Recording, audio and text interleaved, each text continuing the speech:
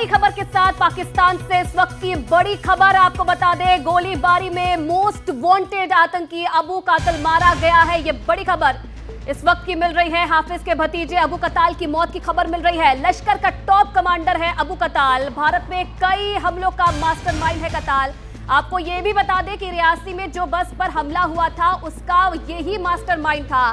तीर्थ यात्रियों की बस पर हमला करवाया था जिसमें कई जो मासूम लोग थे उनकी जान चली गई।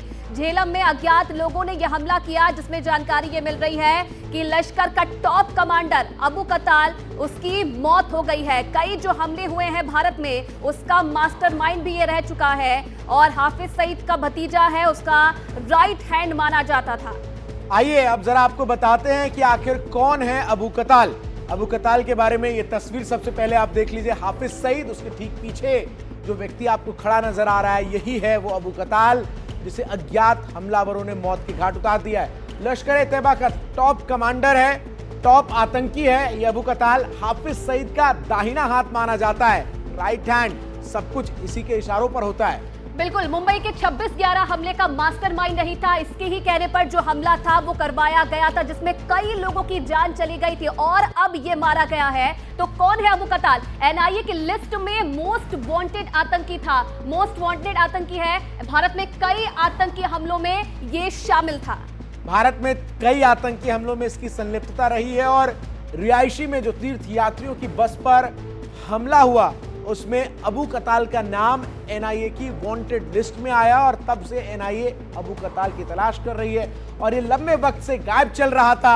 खबर सामने आई थी कि पाकिस्तान जो है वहां पर ये रह रहा है और इन सब के बीच जो जानकारी इस वक्त सामने आ रही है उसके मुताबिक अबू कताल को अज्ञात हमलावरों ने मौत के घाट उतार दिया है। कमर आगा और उमा शंकर हमारे सहयोगी तमाम अपडेट्स के साथ इस वक्त हमारे साथ जुड़ गए हैं। कमर आगा सर से ही मैं शुरुआत कर लेता हूं। कमर सर, अबू कताल के बारे में जो कुछ जानकारियां पब्लिक डोमेन में हैं वो जानकारियां इस बात को दर्शाती हैं कि आखिर ये कितनी अहम कड़ी है लश्कर के उस पूरे संगठन में, और अगर किसी को भी हाफिज सईद से मिलना है या कोई भी बड़े हमले की प्लानिंग है तो उसमें अबू कताल को जब तक लूप में नहीं रखा जाता था, कहा यह जाता है कि कोई भी हमला एग्जीक्यूट नहीं किया जाता था। इतने अहम जिम्मेदारी हाफिज सईद ने अबू कताल को दे रखी थी। एक तो दो कारण से हो जाता है। एक तो बहुत क्लोज था, उनका भतीजा बताया जाता है। फिर दूसरी तरफ ये है कि ये ऑपरेशन में भी इन्वॉल्व था और रिक्रूटमेंट में भी इसका इन्वॉल्वमेंट था और इसको उन्हीं ने, हाफिज सईद ने अपॉइंट किया था चीफ ऑपरेशनल कमांडर इस क्षेत्र में। कमांडर तो कई एक होते हैं, इनका चीफ ऑपरेशनल कमांडर था ये वहाँ पे जम्मू एंड कश्मीर रीजन के लिए। और बहुत सी हत्याओं में इसका मेन काम ये था कि बड़े ऑपरेशन करो जिससे आतंक फैल जाए, डर बैठ जाए लोगों के दिलों में। एक तरफ तो ये निहत्ते पिलग्रिम्स वगैरह के ऊपर, श्रद्धालुओं के ऊपर अटैक करना और दूसरी तरफ सिक्योरिटी फोर्सेस को लगातार टारगेट करना, ये दो मेन इसके ऑपरेशंस होते थे ताकि उससे आतंक फैल सके। फिर ये भी था कि इनकी जो संख्या है उसमें भी कमी आ गई है, अब उस तरह से नहीं रह गए ये। इनके काफ़ी लोग हैं अभी अंदर, लेकिन एक एक करके ये एक तरफ तो टॉप कमांडर्स मारे जा रहे हैं, दूसरी तरफ हम देख रहे हैं कि बराबर मुठभेड़ में ये लोग खासतौर से जम्मू एरिया में पिछले कुछ दिनों में काफ़ी इनके ग्राउंड फोर्सेस के जो लोग थे जो ऑपरेशन को एग्जीक्यूट करते थे एक्चुअली उनकी सिक्योरिटी की ने भारतीय सेना ने उनकी हत्याएं भी हुई हैं। तो ये एक ऑर्गेनाइजेशन है। इसमें एक तो दूसरी बात पता नहीं है हाफिज सईद जिंदा हैं कि वो भी मारे जा चुके हैं। और जनरली ये देखा जाता है कि ये इस तरह की जो ऑर्गेनाइजेशन होती हैं वन मैन शो होता है। ये पूरी संस्था जो है बेस करती है हाफिज सईद और उनके चंद सेलेक्टेड जो लोग हैं, उनके फिर नीचे बहुत से लोग हैं। इन सबको एक चेन ऑफ कमांड बना दी है पाकिस्तान की सेना ने जो वहाँ पे चलती है। तो हाफिज सईद का भी बहुत समय से एब्सेंस नज़र आ रहा है कि जिस तरीके से उनके बारे में ख़बरें कई बार आ चुकी हैं उनके मारे जाने की, और इस दफ़े भी शुबा है कि शायद वो उस गाड़ी में दूसरा जो व्यक्ति था वो शायद वही थे। अगर ऐसा हुआ है तो एक लश्कर तैयबा के लिए बड़ी। दूसरी बात यह है कि अंतर्राष्ट्रीय दबाव बहुत ज़बरदस्त है इसके ऊपर। भारत ने जो कैंपेन की थी और फिर उसके बाद अमेरिकन्स ने भी जिस तरीके से हैंडल किया है, और यूनाइटेड नेशंस में और दूसरी एजेंसीज जितनी भी हैं उसमें, और लगातार इनके ऊपर भारत का भी दबाव बना हुआ है इस पूरी संस्था के ऊपर, लश्कर तैयबा के ऊपर। मैं समझता हूं कि अबू कत्ताल के मरने के बाद इनकी जो पुरानी पूरी स्ट्रेटजी इनको बदलेंगे, और उसके लिए क्या इनके पास उस तरह के इतने एक्सपीरियंस कमांडर हैं जैसे कि अबू कत्ताल या दूसरे तीसरे के कई एक पहले ही मर चुके हैं। अब ये हमें थोड़ा सा वेट करना पड़ेगा, देखना होगा कि किस तरीके के अनाउंसमेंट पाकिस्तान करता है। बिल्कुल इंतजार है उस अनाउंसमेंट का, क्या कुछ और साफ हो पाता है इस पूरी खबर पर। और उमा शंकर भी हमारे साथ जुड़े हुए हैं, साथ ही साथ हमारी सीनियर एडिटर नीता शर्मा भी हमारे साथ जुड़ गई है। उमा, सबसे पहले आपके पास ही मैं आना चाहूंगी, कुछ अपडेट और मिल पाया है इस पूरी खबर पर, कुछ और साफ हो पाया है अभी? जी देखिए, जानकारी वही है कि झेलम में जो है वहाँ जो इलाका है मंगला बाईपास, वहाँ पर गाड़ी पर हमला किया गया। हाँ। मोटरसाइकिल पर सवार अज्ञात हमलावरों ने हमला किया, जिसमें 2 शख्स की मौत हुई। एक की पहचान जो है वो कताल के तौर पे हुई है, दूसरा उसका ड्राइवर है या उसका गनमैन है या कोई और शख्स है, इस बात की पहचान अभी तक नहीं हुई है। पुलिस जो है वो जांच में लगी है और जो झेलम के इलाके की नाकेबंदी कर दी गई है और जो वहां पर गश्त जो है वो बढ़ा दी गई है। लेकिन इस हमले को लेकर वहां पे मीडिया के एक तबके में ये भी बात उठ रही है कि क्या भारतीय एजेंसियों ने इस तरह का हमला किया। और जैसा कि हम लगातार अपने दर्शकों को बता रहे हैं कि जब पाकिस्तान की तरफ से आधिकारिक तौर पे पहले भी इस तरह के आरोप लगाए गए हैं, लेकिन भारत ने उसका करारा जवाब दिया और कहा कि इस तरह के एग्जीक्यूशन में भारत या उसकी कोई एजेंसी जो है शामिल नहीं होती है। तो इस बार भी इस तरह की आवाज वहां पर उठ रही है। लेकिन एक बड़ी बात यह है कि अबू कत्ताल जैसे एक दुर्दांत आतंकवादी जो कि एनआईए की लिस्ट में था, चार्जशीटेड था, उसकी हत्या हुई है और ये भारत के लिए राहत की बात। बिल्कुल, नीता शर्मा भी हमारे साथ इस वक्त जुड़ी हुई है, सीनियर एडिटर है। नीता, एक और महत्वपूर्ण चीज जो इस पूरे घटनाक्रम से स्पष्ट हो रही है वो ये कि जो पहले व्यक्ति की मौत हुई है उसकी पुष्टि हो चुकी है कि वो अबू कत्ताल है। दूसरे व्यक्ति की मौत की पुष्टि अब तक नहीं हो पाई है, क्योंकि पाकिस्तान में आधिकारिक रूप से तो हाफिज सईद इस वक्त जेल में होना चाहिए, जैसा कि उमा शंकर ने पहले जानकारी दी। क्या जो शक इस बात को गहराता हुआ नजर आ रहा है कि ये दूसरा व्यक्ति हाफिज सईद हो सकता है, हालांकि अभी इसकी कोई पुष्टि नहीं हुई है, लेकिन पुष्टि में जो ये देरी हो रही है दूसरे व्यक्ति की मौत की कि वो कौन है, यही सबसे बड़ी वजह बन रही है कि हाफिज सईद की मौत की आशंकाओं को लेकर खबरें पाकिस्तान की मीडिया में भी चलाई जा रही है। इस तरह की खबरें जो हैं वो लगातार जो हैं, जो ये साय ऑप्स होता है बेसिकली कि आप दूसरी के मुल्क पे या उनकी जो एजेंसीज होती हैं जो इस तरह के ऑपरेशंस करती हैं उनके ऊपर किस तरह से साइकोलॉजिकल दबाव बना सकते हैं। तो ये जो साय ऑप्स हैं ये दोनों आईएसआई भी खेलती है, हमारी भारत की एजेंसीज भी खेलती हैं। तो ऐसे में दोनों तरफ से दबाव बनाया जाता है। भारत की जो यहाँ से जो ट्विटर हैंडल्स होंगे वो बोल रहे होंगे कि वो मारा गया है, और जो वहाँ के लोग होंगे वो बोल रहे होंगे नहीं मारा गया है। लेकिन इसकी ऑफिशियल कॉन्फर्मेशन होना बहुत जरूरी है। हमें यहाँ पे ये याद रखने की जरूरत है कि हाफिज सईद कोई छोटा मोटा कमांडर नहीं था, ये टॉप लीडर था, ये 26/11 का मास्टरमाइंड था। उसने ऐसे कई हमले किए थे जिनमें उसे एक यूएन डेजिग्नेटेड वांटेड टेररिस्ट घोषित किया जा चुका है। उसने जम्मू कश्मीर में कई टेररिस्ट हमले जो हैं वो करवाए हैं। लश्कर तैयबा को जब बैन कर दिया गया, द रेजिस्टेंस फ्रंट का एक ऑफशूट जो है वो अब जम्मू कश्मीर में जो है सक्रिय है। यही नहीं, छोटे छोटे ऑफशूट्स हैं, छोटे छोटे फ्रिंज एलिमेंट्स हैं, छोटे छोटे फ्रिंज टेरर ग्रुप्स हैं जो ऑपरेट कर रहे हैं। हालांकि उनका जो उनकी जो छत्र छाया है वो ऊपर से ही मिलती है, चाहे वो जमात उद दावा हो या फिर लश्कर तैयबा हो। इस तरह की भी खबरें हमारी एजेंसीज के पास हैं, इंटरसेप्ट्स हैं कि ये लोग अब इकट्ठा होकर एक एमएनसी के तौर पर जो है वो ऑपरेट कर रहे हैं।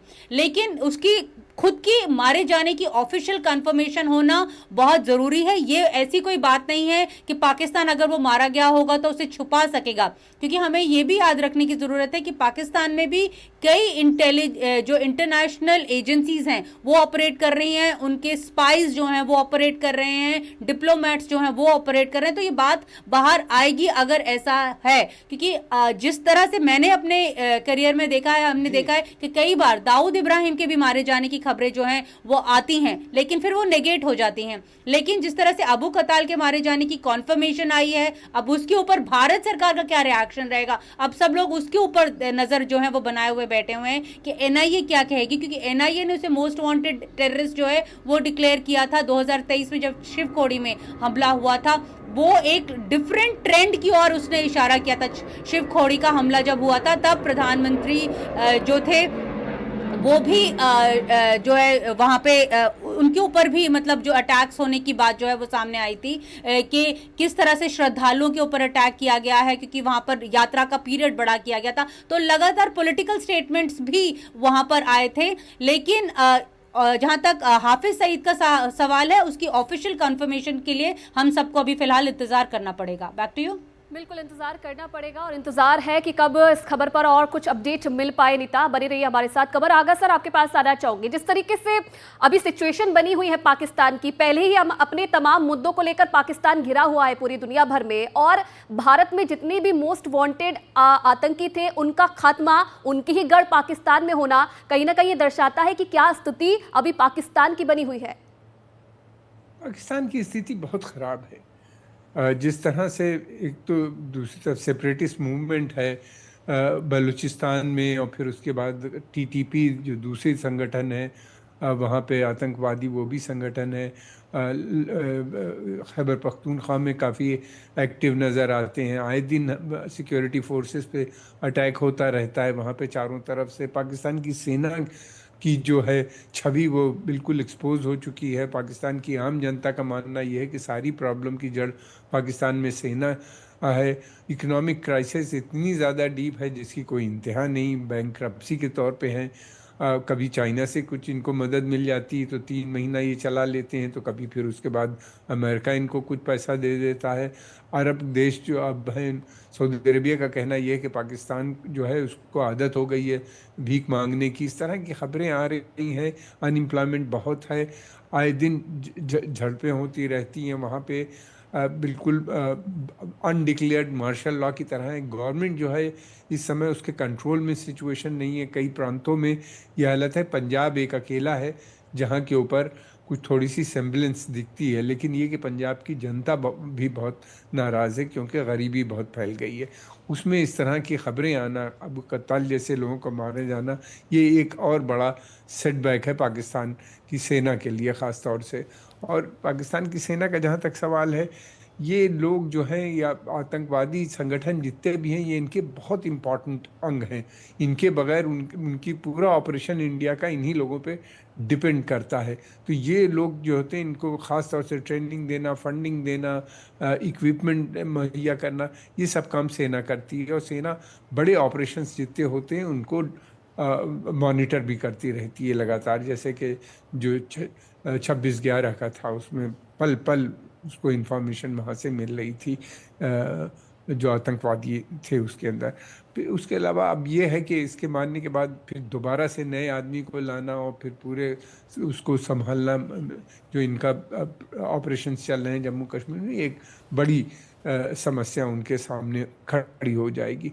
दूसरी बात यह है कि पाकिस्तान की सेना जो है वो अपने ऑपरेशन को बंद करने पे अभी भी नहीं तैयार, या कोई भी पॉलिसी चेंज उसके अंदर आने की कोई संभावना नज़र नहीं आती। ना तो वो डेमोक्रेटिक फोर्सेस के साथ डील करने पे तैयार है, ना कुछ। वो एक ही चीज़ चाहती है, अंदर भी दमन करना और बगल के क्षेत्र में जो देश हैं उनके अंदर आतंक फैलाना, ख़ास तौर से भारत को लेके।